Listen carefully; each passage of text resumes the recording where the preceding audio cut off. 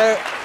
Hello and welcome to Whose Line Is It Anyway, which is an improvisation programme. There'll be a number of off-the-cuff games to be played in a moment by a collection of actors, comedians and masochists. And the four volunteers to stand on the quick-firing line tonight are Tony Slattery. He's an actor who's played the title role in Me and My Girl, so that means he's either played me or my girl.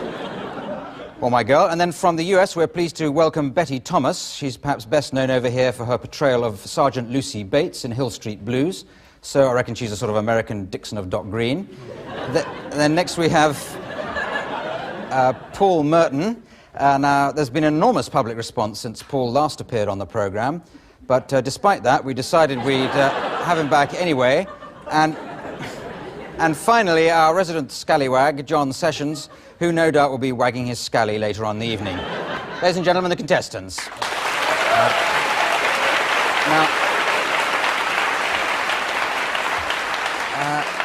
The first game is called Authors, so can I ask the contestants to come down and get into the improvising position, the lowest level there. We like to aim for that.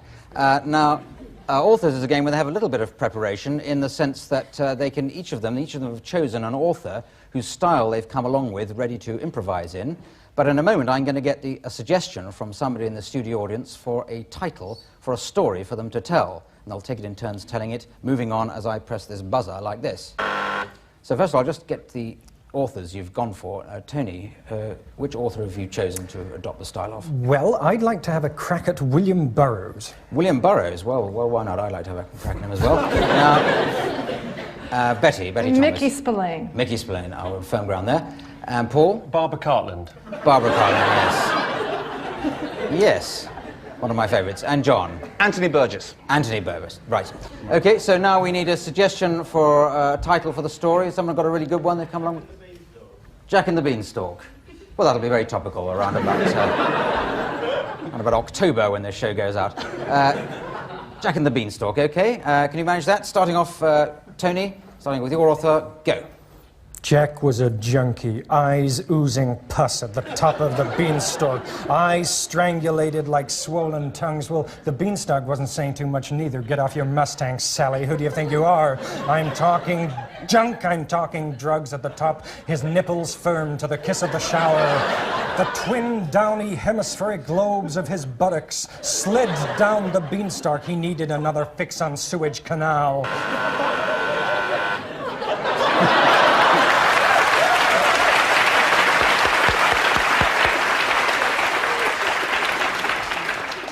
I've seen that beanstalk a million times before.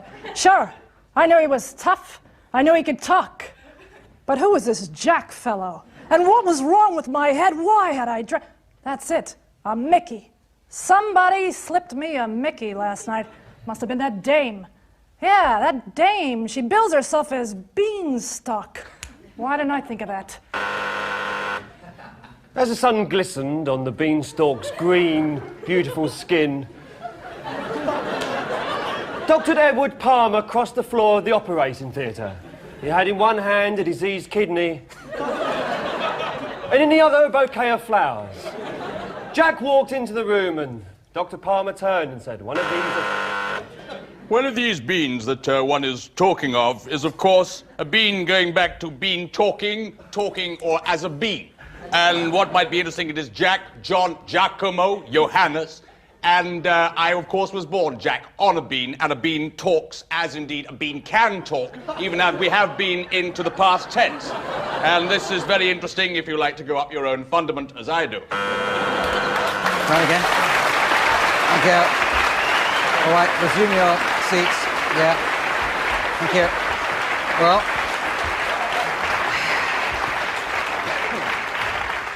Well, I have to award points for these games, and I'll give 50 points to everybody there, apart from to John Sessions, and I'll give him 25 for going on such a lot. But this is fair enough. Now, the next game is called Film and Theatre Styles. We'll need the studio audience's assistance again on this one, because they'll have to give us a selection of film and theatre styles in which the contestants will be improvising, be dividing into pairs. So first of all, Paul and Tony, can you come forward? I'm going to give you a situation to improvise in, and then I'll cut in with the variety of different styles that the audience suggests to us. I'll just make a list of them, first of all. So, have you got a favourite theatre or film style that you like? Sorry? Mime. Mime, well, that's... Greek tragedy. Greek tragedy. Hollywood epic. Hollywood epic. Soap operas. Restoration. Yeah, hang on, no, wait. I'll go with musical, I think. We've had restoration before, and... Yeah, sorry. Wait. We've got enough now. Save them up for the next pairing, else we'll never get through this particular run. So, your situation I've got to give you is a homeowner speaking to his builder. So you can divide up who you want to be, homeowner and builder. Either you've got a home, or probably you are a builder. I've got a complaint. What about the plumbing or the brickwork? Which? The plumbing, the brickwork, the floorboards, the lack of them, no roof, no walls. In fact, it's just a building site with a piece of card with your house written on it. Going to Greek tragedy. The problem is the builder has just been murdered off stage. Not Stavros, surely. No, Aeschylus, with a knife dripping in the Mediterranean sun, he plastered his bricks and died. That's rather unlucky in Peckham, isn't it? Okay, going to Hollywood epic. But the Peckham I speak of course, is not the Peckham of South London. The Peckham I speak of is the Peckham of my family, my forefathers. No more, Claudius. You speak of Hubens and pipes of which you know nothing.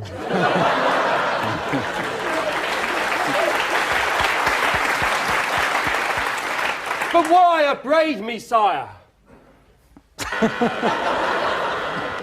Musical. You know?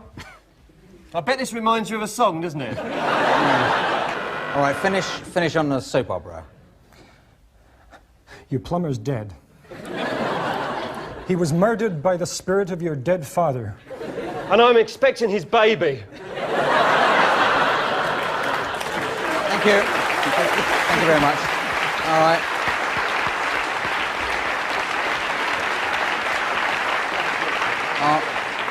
All right. That was a very good offering there. A lot of effort. Give 3 points each. Now, it's John and Betty, and your situation is you've got to be a husband and wife arguing over a map. Okay, just think about, yes, a map and map reading generally. Just hang on a minute, I'll get a few more suggestions of styles. Bogart. Bogart. Oh. Method acting. Method acting, yes, that sounds good. Sorry, one from over there. Mime. Oh, we've had mime before.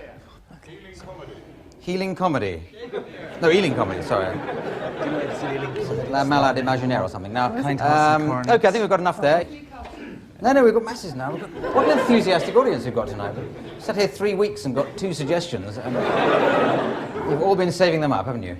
Okay, so can you start off with your map? Do you have maps in America? Yes, of course you do. What are you doing, honey?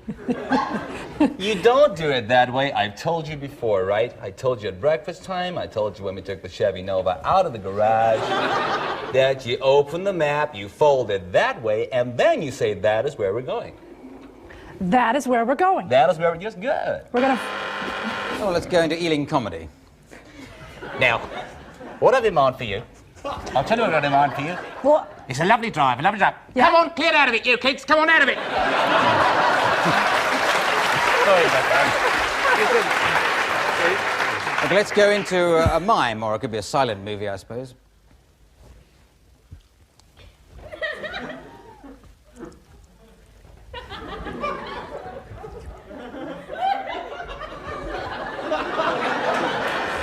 Okay.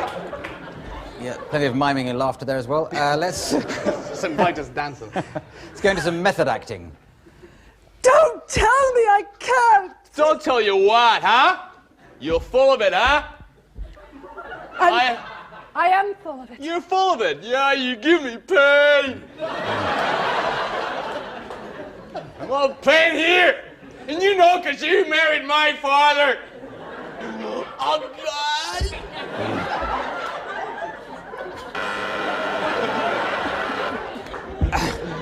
Bogart. Humphrey Bogart, I suppose. Could be Dirk Bogart, but Yeah. I think Humphrey Bogart. We'll be going up to Whistler's Hollow. You know where Hello, where's that from here? Is it over the hill? Yeah, that's it. It's over the hill. You know how to get to Whistler's Hollow, don't you? I do, but I tell you something. I came back from the war 2 years ago. I thought I was coming back to a world that was happy and simple and straight. Right. I think we've done a lot there. So while I work out the points of that round, let's go away while people try and sell you things. Back in a moment.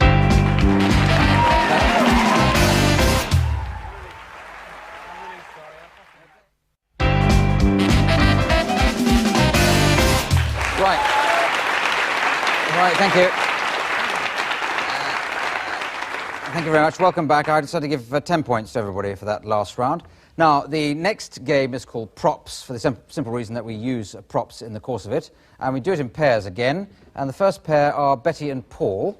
And this is your prop. And you've got to think of as many different ways of using that prop, while at the same time, the other pair, John and Tony, there's your one. So it's just as you think of an idea, once you've done it, it's a quick fire round, and we'll buzz and come over here, go over to the other prop, and so forth. We'll do as many as we can in the time. The time is 7 hours and 34 seconds.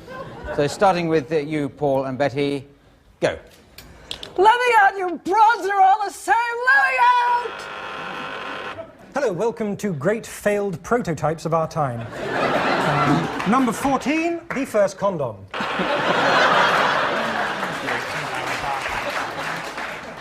Madam, would you mind just backing your Rolls Royce? Just back.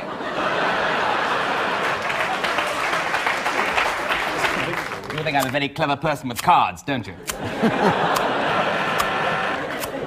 I have some bad news, Paul. What's the bad news? This is your X-ray.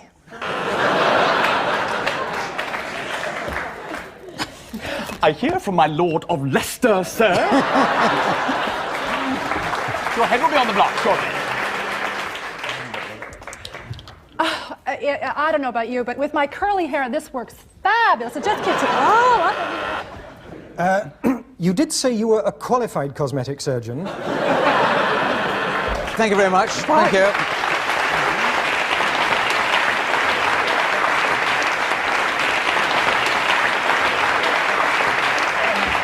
Well, I don't know. I think maybe Tony and John. Sorry, cameraman's just improvising, demolishing the set. It's rather very clever. Oh, well, I'll give 10 points everywhere there and 5 away from Martin, the cameraman. Try and edit that out. Now, the next round is called Different Games, and we play different games in the course of this round, which is why we call it that. Now, John and Paul, we start you off with a game called Every Other Line. John, can you read for us, which I know you're quite good at? This is a play called The Poison Party by F. Sladen Smith, or Sladen Smith. Yes. I don't know, you may know that play already, may have been in it. I know it personally, actually. I know it back to front. Now, well, all you've got to do is to read every other line in the script there. Okay. Meanwhile, Paul will be improvising a scene. And the scene we'd like you to improvise is you're briefing John on a dangerous mission. Okay, got that? And just to make it easy for you, we'll have an end line for you to be aiming at, which will be suggested now, I hope, by somebody in the studio audience. So a nice end line for Paul to be aiming at. Oh dear, I've lost my shoe. You haven't actually lost your shoe. That is a line, yes, right. Oh dear, I've lost my shoe. It sounds like exactly the sort of thing somebody might say at the end of that sort of thing. So, away you go then, Paul, improvising your scene. Now, you understand that this mission is extremely dangerous. At least it died naturally, which is more than your circle seemed to manage. I don't think this is a time to swap passwords, do you? Charles, leave those cakes alone. Yes, Charles, leave him alone. I'm sorry, I didn't know he was in here. Now...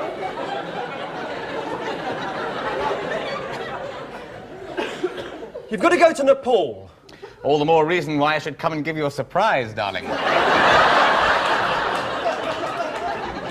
I am lucky. It was going to be Bangkok, but... Look, there's a parcel. This parcel here contains very secret documents. You must read them, digest them, and then swallow them. Why this pathetic touch? I mean, what's in the wind? It's probably Charles again. I've no idea. Oh, Her Majesty is a little tired with affairs of state. Indeed, she is, yes. That's why she's given me this job to do. I'm tired and also hungry, and as for thoughts, that's nothing. Like food for the dumps. Now, don't have a go at the dumps. They're my oldest friends. You're exactly like your poor father. My father, he went mad, didn't he? I've done that line. It's nearly 5. You must go to the garden of the winged Cupid and carry out your mission. My mission? Yes. This started off with me giving you a mission. And then Charles came in and then you insulted the dumps and... Oh dear, I've lost my shoe. Oh, brilliant. Brilliant. Yes, thank you very much. Thank you.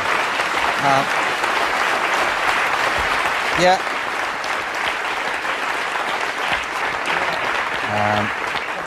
Well, I think I'll give John 50 points for a brilliant reading there, and 40 to Paul. And that clever way he got that end line in there with and a suggestion of a join. It followed naturally. It did seem to follow naturally. Never saw it coming. No, just 5 minutes waiting. But now, the next game is a different game for Tony and Betty. And if you'd like to come forward, you'll be able to see on the monitor there a film. And what we've got here is got a film, very good-looking film it is, but we've taken the soundtrack away from it.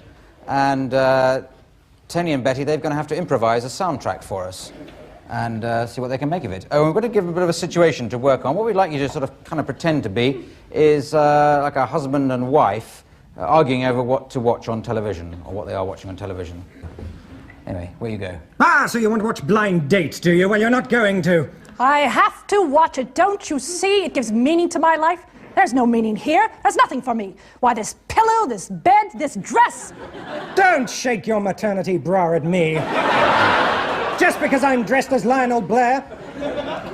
Yes, Lionel Blair. Bring him up again. I haven't brought him up, and I'm about to break wind, thanks to you. Oh, not again. Stop breaking wind. Stop. I can't take it when you do that. Shut up! Don't interrupt me until you... Hey! I'll take this cover off right now. I'll watch anything. I'll throw down the TV if I choose to. Never talk to me again. I can't stand it. My hair's in my eyes. Oh, why? Who took your ankle cuffs off? Oh, don't pull that monocle trick out again. It won't work. I won't stand for it. Boys, where are you going? Yes. Boys. Yeah. Okay, thank you very much. Thank you. Thank you. I think a definite 40 points on that one. I couldn't actually follow that because you were right in front of the monitor as far as I'm concerned, but it sounded like a great game. Now, next game is called Party Quirks, and this matches Paul Merton against the rest. Paul is going to improvise being the host of a party, and the other 3 are going to arrive as guests at the party, but they're going to be portraying a sort of quirk, a physical or mental characteristic or a social characteristic as allocated to them in their envelopes, which they have in front of them there. These have been based on suggestions given to us by the studio audience just before the filming started. Paul doesn't know what they are, though you should be able to see them yourselves on the screens at home. So, Paul, if you'd like to come forward and start improvising a party, and the others will... Careful. And the others will arrive as guests through the doorway, which will have to pretend to be over there, and I'll do a sort of doorbell noise, using a bell, in fact. Okay, first guest arriving going to be Tony. Hello, Paul. Hello. Whatever you do, don't be alarmed by the long metal pole attached to my back.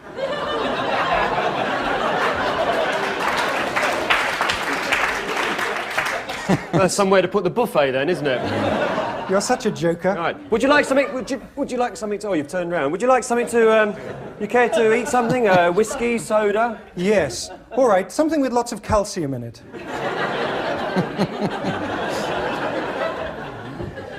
Well, can I interest you in this here? This is a charming, impertinent little wine. Right. Yes. Shattered knickers this morning. I'll hold that. You answer the door. All right, I will do. Yes, because I'm expecting a lot of people. Hello, Paul. Hello. How are you, darling? I'm all right. How are you? So nice to be here. Exactly why are you throwing this party? Well, it's just sort of a housewarming party, really, you know. A housewarming party? Really? Was the house cold? No, it's just that I felt as if it needed a little bit of human sort of, get it all going. I see. I prefer animals myself. I like David Attenborough programs about invertebrates.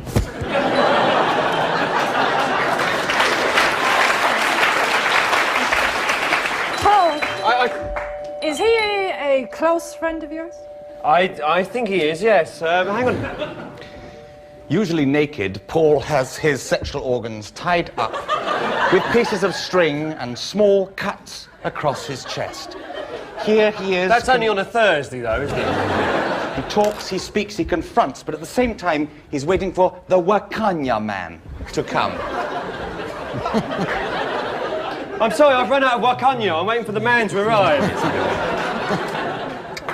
Paul, I'm going to interrupt you Yes, here. do. I feel totally at home. I'm going to be totally free and easy. I wonder if you could remove the metal pole from my back. Right, I will, yes. As he did so, the tribe moved round to the other side, and there was the perfect Yanya man, there bent in the shape of the old anthropological. Yeah. All We right. filmed him for hours on end. Hours on end, the poor, benighted brave bent forward, while the mad Wakaki woman on the other side looked on. I'm here in Paul's house. There's a mad scene going on here. There's toxic waste, there's organic food, and Paul has two of the strangest friends I've ever seen in my life. Well, you've met the, David Attenborough here. Yeah, well, that's not bad, not bad. And this is a bloke who used to have a pole in his back. Why? 2 seconds. Why? I don't know why. Oh, I know. Oh, come on, Paul. How did you vote? Time up, Paul. I'm sorry. That's. I'm just trying to get into there. It's weak. What was it? I have no spine. It's very difficult. Very difficult. You were so close there, Paul, because John was playing an intrepid explorer, so David Attenborough's not bad on that. Betty was an investigative journalist.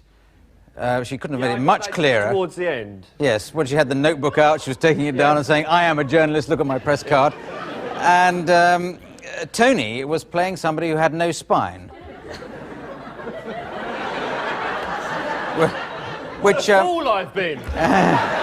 So... That's why he had the pole sticking out of his back.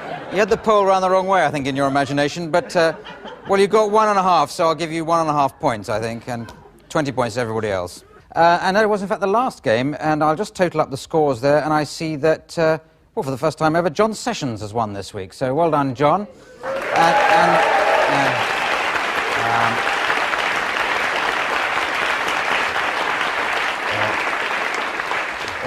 Or maybe it's the 9th time ever, depending on the order in which they broadcast these. Anyway, the prize... Got to take on every eventuality. The prize for winning the show is to get to read out the credits in a style of my choosing. And, John, I'd like you to do it in the style of Anthony Hopkins, the actor. I'm sure you know him. So that's it. So all that remains for me now is to thank our competitors, Tony Slattery, Betty Thomas, Paul Merton, and John Sessions, and you, the audience. So this is me, Clive Anderson, saying good night. Good night.